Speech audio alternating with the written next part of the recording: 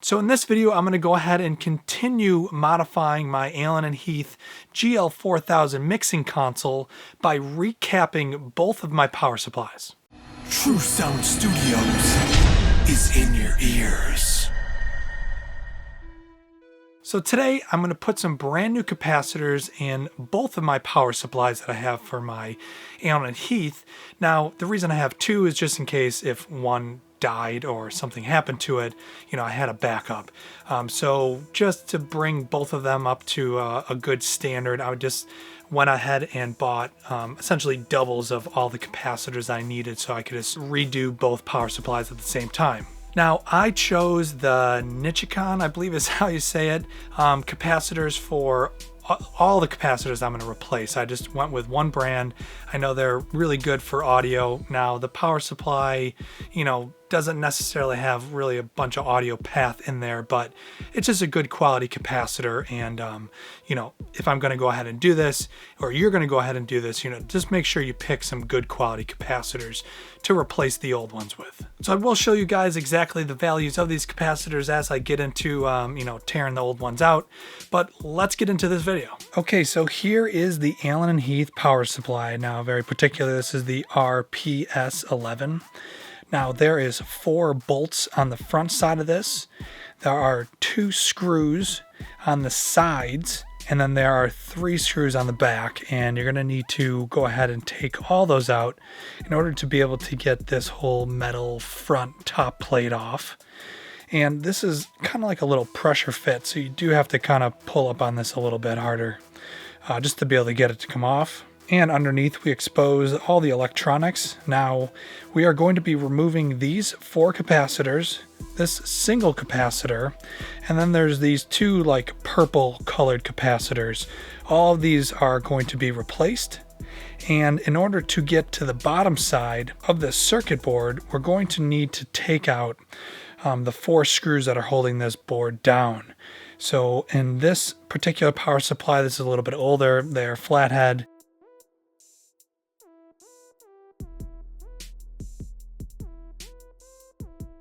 So after you get these screws off, you'll notice that you can lift up the board a little bit, but there's actually some other wires that we're going to need to be able to take off of here before we can get this out.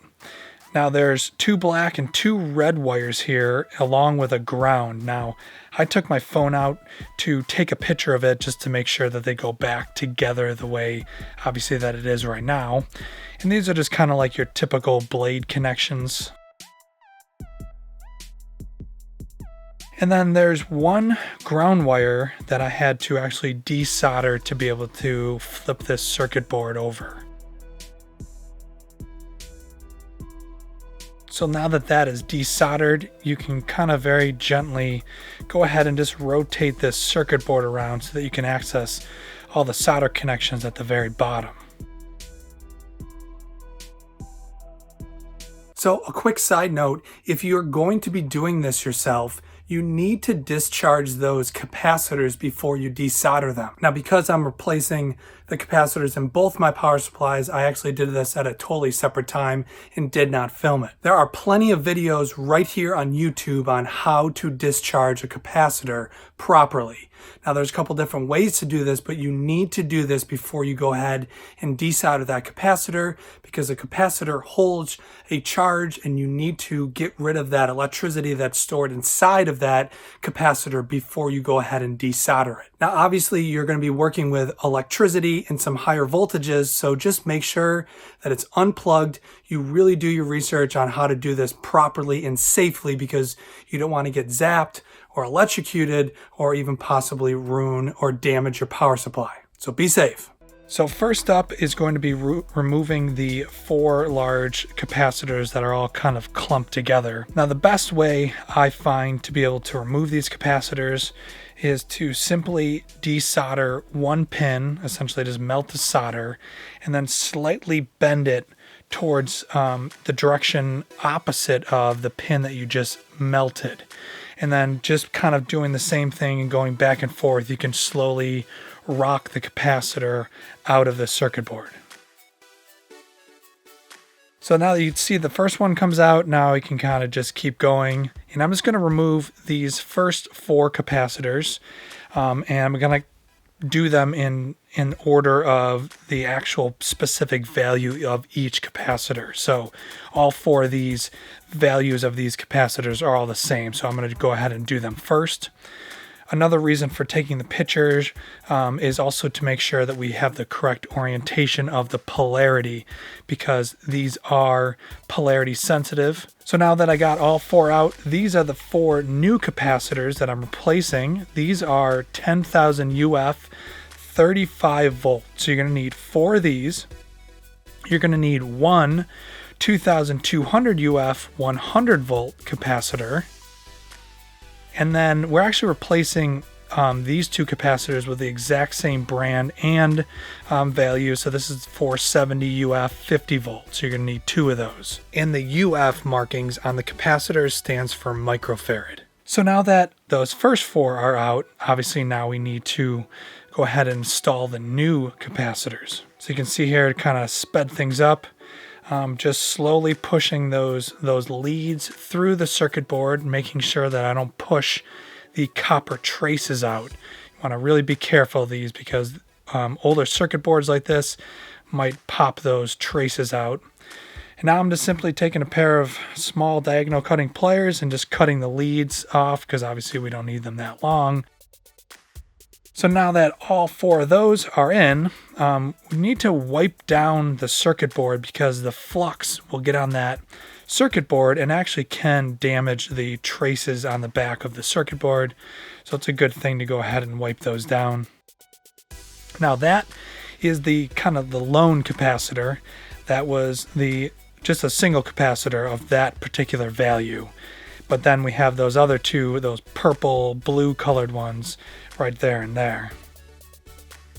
So obviously be careful when you are desoldering these, that you're desoldering the correct solder joints and not pulling something else out. And then once again, I'm just doing the same thing where I kind of just slowly melt the solder and pull up one side at a time. This is the single lone capacitor, and I'm just slowly rocking this back and forth just like all the rest of them.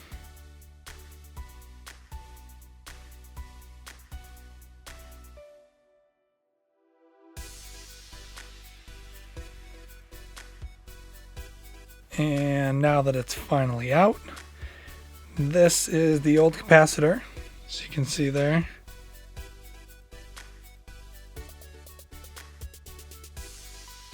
And this is the last of the 2 purple colored capacitors that I'm just desoldering there. And that will be the final 3 capacitors. Now that one is out, now we can go ahead and start installing the rest. So this is the 220 UF 100 volt one, the lone capacitor, as I've been calling it. And, obviously paying attention to polarity. Now, you might find, depending on the age of your circuit board, it should be printed on there what side is positive and what is negative. If it doesn't, or you can't read it, obviously you just refer back to the picture that you took.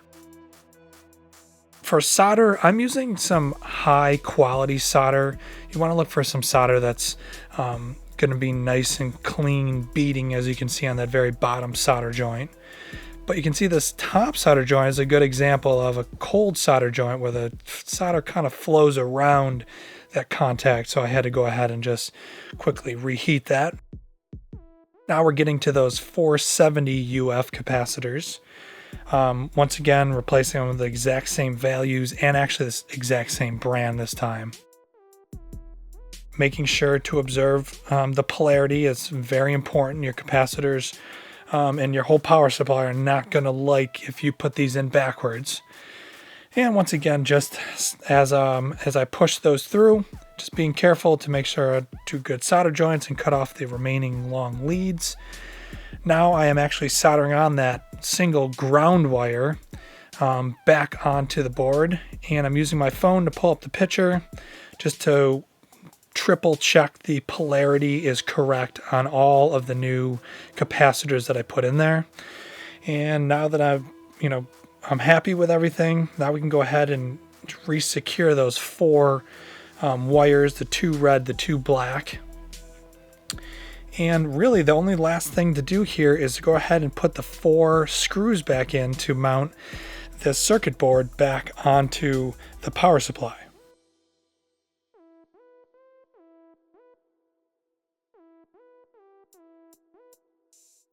Now this is a slight challenge because these are flat-headed screws, so it is a little tough to get them in there, but using a magnetic screwdriver might be helpful. Now that everything is good, put back together, we can pop on that cover, put the screws back in, and we have officially recapped our power supply. Okay, so there you guys go. I mean, you really don't need much as long as you have some sort of soldering iron that's going to be a lower wattage. You know, you don't need something too crazy high in the wattage. Even with these larger capacitors, it doesn't really take too much to be able to solder those leads onto there, or even desolder. I would really recommend getting some good quality solder, spending a couple extra dollars on some good electrical solder. Now I prefer some really thin electrical solder too, but I just feel like it makes the whole project just go a lot easier. Now particularly, you know, I have that RSP11 power supply.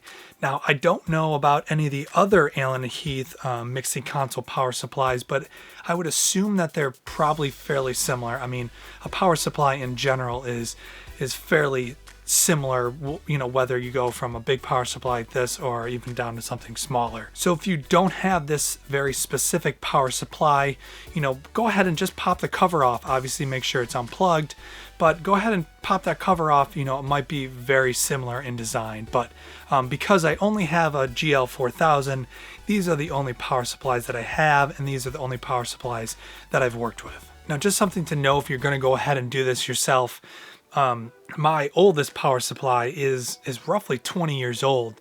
Now the electrical traces that are on the back side of that circuit board, that's like the very, very thin copper that everything is soldered to. You know, after 20 years old, sometimes those solder traces are, you know, might start to lift off the actual circuit board itself. So you got to be really careful that you're not keeping the soldering iron on there for too long, or you're pushing too hard on the back side of the circuit board trying to jam one of the capacitor leads through or something. So, you know, just take your time. You definitely don't want to screw up a power supply, because buying them new, I think, is at least $300, at least the prices that I find. As usual, if you guys do have any questions, please go ahead and leave them in the comments below. You know, hopefully, you know, if it's not me who can answer some of your questions on some of these other power supplies, maybe somebody else has some experience that can help you out. All right, guys, so this, you know, this mixing console isn't together yet. I haven't actually even moved it into the new studio, so still a lot more stuff that I'm going to go ahead and do to this Allen Heath, you know, as far as modifying some of the channel strips and just redoing things that I want to do. So look for some more videos, but until then, thank you very much for watching. So thank you for watching this video. If you guys enjoyed this video, click that like button and consider subscribing for more content. So not only do I make YouTube videos, but I also produce tracks and I can mix and master your music. So once again, thank you for watching this video. I'm Weezna, and True Sound Studios is in your ears.